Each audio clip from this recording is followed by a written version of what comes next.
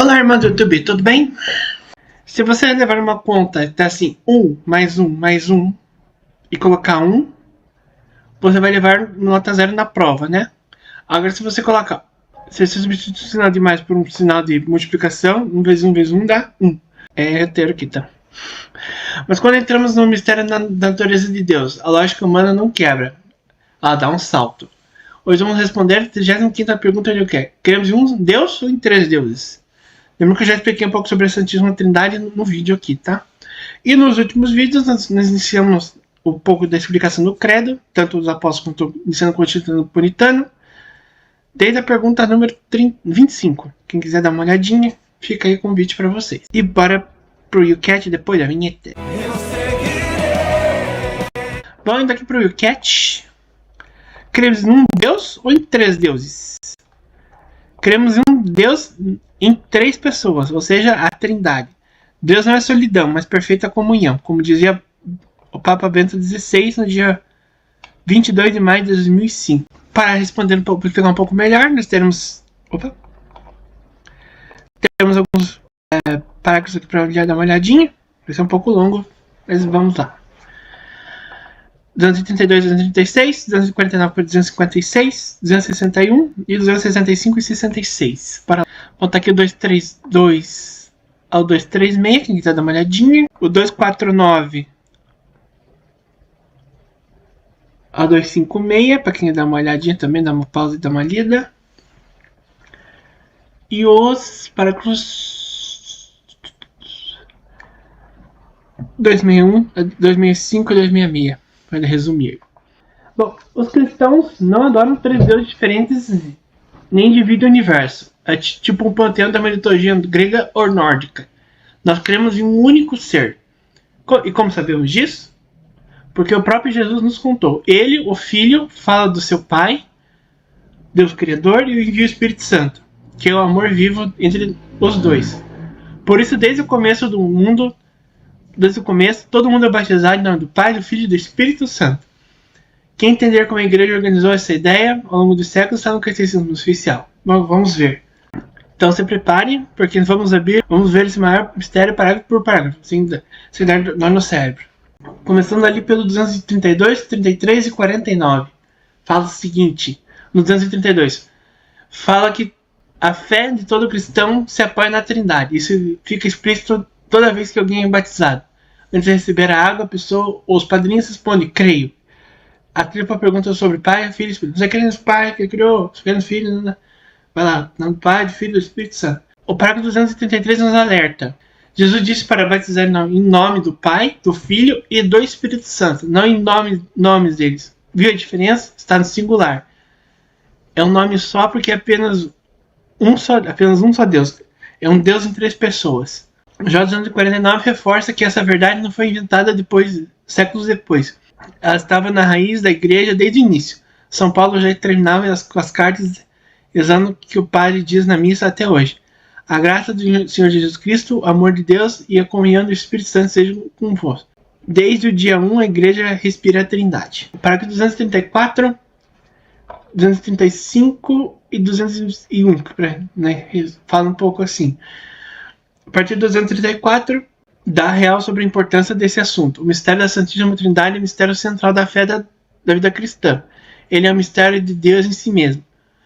O parágrafo 261 deixa claro que só o próprio Deus poderia nos dar esse conhecimento, revelando-se a nós. Apenas sendo a Trindade como o Sol, no centro do sistema solar da nossa fé. Ela é a fonte que ilumina todos os outros mistérios. Uma criação do mundo, a salvação e a igreja. O catecismo diz que toda a história da salvação é apenas Deus Pai, Filho e Espírito Santo, se revelando para resgatar e se unir à humanidade.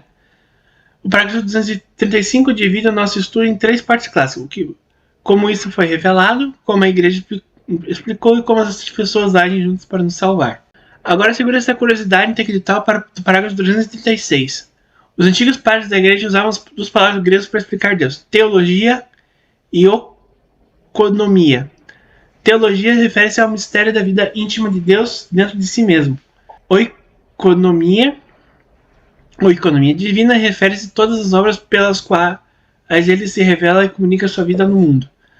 O catecismo explica que essas duas se ajudam, através das obras de Deus na história, a economia, que a gente descobre quem ele é por dentro, a teologia. Funciona igualzinho com a gente. As ações de uma pessoa revelam seu caráter. Quanto mais você conhece o coração de um amigo, melhor você entende porque ele age de determinado jeito. Conhecendo as obras de Jesus, do Espírito Santo na Terra, nós descobrimos o coração íntimo do Pai. Nos primeiros séculos, como mostra o parágrafo 250, a Igreja teve que defender essa verdade contra uma enxurrada de fake news teológicas, conhecidas como heresias, que tentavam distorcer tudo. Para isso, os concílios e os teólogos precisaram criar um dicionário próprio, pregando as palavras da filosofia grega e dando a elas um significado totalmente novo e divino. Os parágrafos 251 e 252 definem esses três manchados que você precisa decorar. Substância, natureza, designa o ser divino da sua unidade, é o que Deus é. Deus é uma só substância, um só Deus. Pessoa, hipóstase, designa Pai, Filho e Espírito Santo na presença real. É o quem é. Deus é três pessoas. Relação designa o fato de que a distinção entre as três pessoas está na referência de uma para com as outras. Ela significa pelo modo como se relacionam. Ou seja, é um Deus, três pessoas de maneiras... um só Deus, mas são divididas em três pessoas, né? Cada uma com um modo diferente de agir. Com esse dicionário na mão, os parágrafos 253, 254 e 255 trazem as três regras de ouro do dogma da Trindade. São resumidas perfeitamente também no parágrafo 266, prestando atenção. A Trindade é una, de acordo com o parágrafo 253. Não são três deuses, cada uma das pessoas é Deus por inteiro. O Pai é a mesma substância que o Filho, que é a mesma substância que o Espírito Santo. Regra 2, 254, fala que as pessoas são realmente distintas entre si. Deus é um só, mas não é solitário. O Pai não é o Filho não é o Pai, o Espírito Santo não é um dos dois. Eles são distintos pela sua origem. O Pai gera, o Filho é gerado e o Espírito Santo procede do amor de ambos. Regra 3, de acordo com o parágrafo 255, as pessoas são relativas umas às outras. A distinção entre elas não divide a unidade de Deus, porque elas são puro relacionamento de amor. Por causa dessa unidade perfeita, o Pai está todo no Filho e todo no Espírito. O Filho está todo no Pai e todo no Espírito Santo. O Espírito Santo no Pai e no Filho. Eles habitam uns nos outros. Para concluir, os 256 e os 265. Os 256 nos dá um presente da poema lírica de São Gregório Naziano, que assume o que acontece na nossa mente quando meditamos nisso. Mal comecei a pensar na unidade, logo me encontrei envolvido no esplendor da Trindade. Mal começo a pensar na Trindade, logo a unidade sou reconduzindo. E o parágrafo 265 faz o fechamento do ouro, conectando a isso sua vida prática próxima e eterna. Pela graça do seu batismo, você não foi chamado apenas para tentar entender essa teoria, mas para participar na vida na Trindade. Deus não é uma equação matemática fria e distante a ser resolvida. Deus é uma família, uma comunidade viva de amor eterno que abriu as portas e convidou a entrar na dança. Rezar em nome do Pai, do Filho e do Espírito Santo é mergulhar na corrente de amor mais forte do universo. Aliás, pessoal, uma coisa bem interessante aqui, peguei um materialzinho do Evangelho Ilustrado. Ele fala assim que para ensinar sobre a Trindade, São Patrício usava o trevo de 3 folhas que se tornou seu símbolo. Que seria assim, né? Se você pegar o trevo, ele tem 3 folhas, 3 pessoas, mas um Deus só. Esse que ele usava.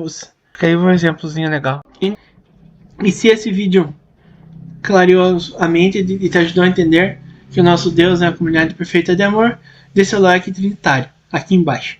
Se inscreva no canal e compartilhe o vídeo com um amigo ou alguma outra pessoa que vai vir quebrando a cabeça tentando decifrar o mistério da Trindade.